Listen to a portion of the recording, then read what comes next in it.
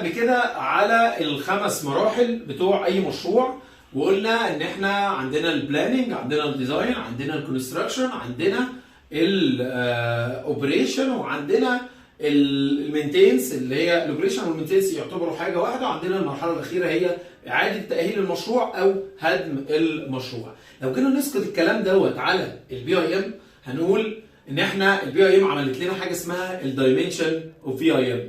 ايه هي الدايمنشن اوف في اي ام؟ بدايه من ال1 دي زي ما بنقول كده، من ال1 دي لحد الN دي، بكل شويه بيحصل تطوير وكل شويه بيحصل تفاصيل للدايمنشن بتاعت البي اي ام. طيب سريعا كده، ايه هي الدايمنشن اوف في اي ام؟ او الناس بتقعد تسمع كتير يقول لك ايه هو ال4 دي، ايه هو ال5 دي، تنزل انترفيو يسالوك عن الحاجات دي، تبقى انت حاسس ان انت متوتر مش فاهم. طب مهمتك اصلا انك لازم تفهم الكلام ده ليه؟ لما تخش اي مشروع انت لازم تعرف ايه الحاجه اللي انت عايز توصل لها من المشروع، عشان تقدر تشوف كل مرحله منها انت هتحتاج برامج ايه، وهتحتاج تشتغل ايه، ومحتاج تفكر ازاي من اول نقطه، من نقطه البلاننج، عشان تقدر تبقى واخدها في الاعتبار. يعني على سبيل المثال لو انا عايز اوصل ل مثلا التشغيل والصيانه، يبقى انا لازم من اول يوم انا بحط كم معلومات ضخم جدا عشان الناس لما تيجي تشتغل بعد كده في المشروع يبقى هي معاها كل المعلومات بتاعه العناصر بتاعتها عشان تقدر تصينها وتقدر تشغلها فيما بعد. طيب تعالوا كده بصوره سريعه نتكلم ايه هي الدايمنشن اوف بي اي ام. الدايمنشن اوف بي اي ام اول حاجه ال1 دي، وهو زي ما بنقول هو البلاننج والاستراتيجي والعقود والستاندر والكود، وان احنا بنخطط احنا عايزين المشروع ده يوصل لفين، فبناخد في اعتباراتنا تفاصيل كتير جدا في كورقيات. بعديها بنروح لل2 دي. هو ال2 دي اللي هو عباره عن ايه؟ ان انا بشوف بقى المهندسين مثلا المعماريين ممكن يبقى عندهم الموضوع دوت اسقاطه اكبر، ان احنا هنشوف قطعه الارض، هنعمل شويه اناليسيز، هنشوف بعض الديزاينات بحيث ان احنا نقدر ناخد قرار في ان احنا نخش نبني الموديل بتاعنا از 3 دي، عشان يودينا لمرحله مهمه جدا جدا جدا، وهي مرحله ان انا ابني الاوبجكت بتاعي بكل المعلومات بتاعته.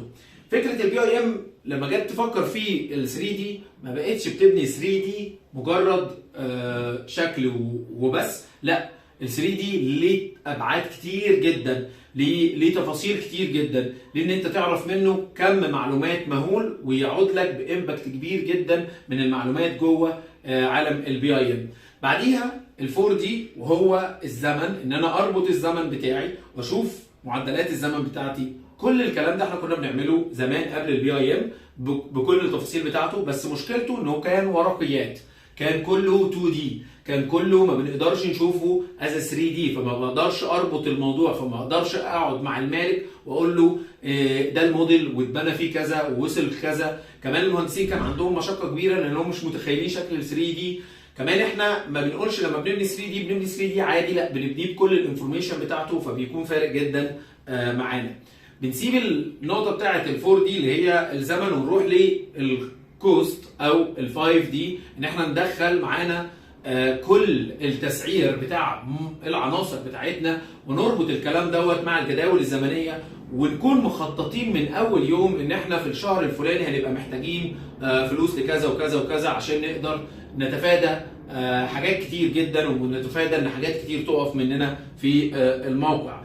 طب المراحل دي كلها احنا بنعملها فيرتشوال، يعني كلها بتبقى قدامنا على البروجرام وعلى البرامج بتاعه البي اي ام، عشان نقدر نوصل بيها لافضل حاجه ممكنه. نروح لل6 دي وهو المباني صديقه البيئه، والبرفورمانس بتاع المباني، وقد ايه هي موفره للطاقه، وقد ايه هي ما بتسيبش اي عوادم في البيئه بتاعتنا، وبتستخدم ماتيريال معينه بحيث ان هي تطلع بافضل شكل ممكن. ويليها في الاخر هي فكره الاوبريشن والمينتينس، او فكره ال7 دي، ان احنا ازاي نصين المبنى وازاي نشغل المبنى. نفس الكلام اللي احنا قلناه عن اي بروجكت قبل كده ان هو بيمر بالمراحل دي كلها، نفس الكلام هو جوه عالم البي اي ام، ولكن بنظام اكتر وبتفاصيل اكتر وبشكل منظم وفي كل نقطه من اللي انا بقولها دي في كم تخصصات كبيره جدا وفي تفاصيل كتيره جدا تكون فارقه جدا معاكم في الشغل بتاعكم. في كمان بعد كده ال8 دي، وطبعا دي بتاعت السيفتي او ايه الخطط لو حصل حاجه في المبنى ان انت تبقى مفكر فيها من الاول. وطبعا ممكن نبتدي نفكر ايه اللي بعد كده، كل حاجه نشوف ازاي نقدر نخطط لها، كل مشكله كانت عندنا في المبنى ازاي نقدر نخطط لها، وازاي نقدر نحط لها ستاندر، وازاي نقدر نكون متفقين عليها من اول دقيقه، بحيث ان احنا لما نبني المبنى بتاعنا يكون في فليكسبيليتي جدا لكل التفاصيل دي وكل التعقيدات دي، بحيث ان اي مستثمر حابب يبني اي مبنى ايا كان ما يقعش في اي مشاكل، من مشاكل ان مثلا الدور التكييفات مثلا في دور ضربت او حاجه باظت في اي مشروع، ونبتدي نعيد ونخش في دوامات ونبتدي نشوف تفاصيل كتير جدا احنا في غنى عنها. فالبي اي ام بيحاول ينظم العمليه دي كلها، ولكن هي العمليه دي موجوده من زمان ولكن مش بالقوه اللي موجوده دلوقتي في نظام البي اي ام.